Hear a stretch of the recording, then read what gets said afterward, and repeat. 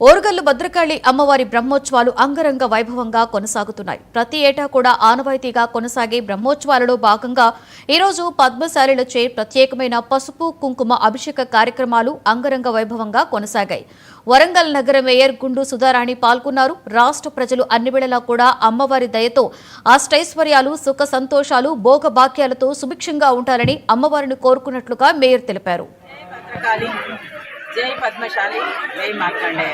ఈరోజు ఆనవాయితీగా ప్రతి సంవత్సరం ప్రతి కులస్తులకి నిర్వహించేటువంటి ఈ బ్రహ్మోత్సవాల కార్యక్రమంలో భాగంగా ఈరోజు జిల్లా పద్మశాలి సంఘం ఆధ్వర్యంలో పెద్ద ఎత్తున ఆ భద్రకాళి అమ్మవారికి గంధోత్సవ కార్యక్రమాన్ని, అమ్మవారికి అభిషేక కార్యక్రమాన్ని నిర్వహించడం జరిగింది.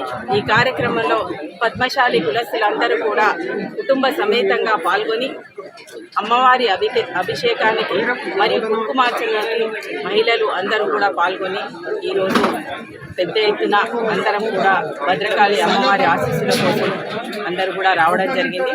విచ్చేసిన పద్మశాలి కుల బాంధవులందరికీ ఆ భద్రకాళి అమ్మవారి ఆశీస్సులు ఉండాలని, ఇంత పెద్ద ఎత్తున కుల సంఘం తరఫున ఏర్పాటు చేసిన ఈ కార్యక్రమానికి వెంట ఉండి నడిపించినటువంటి జిల్లా పద్మశాలి కుల పెద్దలకు అందరికీ కూడా ధన్యవాదాలు తెలియజేసుకుంటూ జై భద్రకాళి, జై పద్మశాలి, జై మార్కండేయ, జై భద్రకాళి.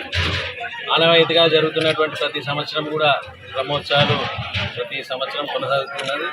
అదేవిధంగా ఈరోజు చందనోత్సవం అనేది పద్మశాలి కమ్యూనిటీకి ఇవ్వడం జరిగింది. ఈ యొక్క ఉత్సవంలో పద్మశాలి కులస్తులందరూ కూడా ఫ్యామిలీస్ తోటి రావడం జరిగింది. మహిళలందరూ కూడా కుంకుమార్చన, తర్వాత అభిషేకము తిలకించి చాలా సంతోషంగా అమ్మవారి ఆశీస్సులు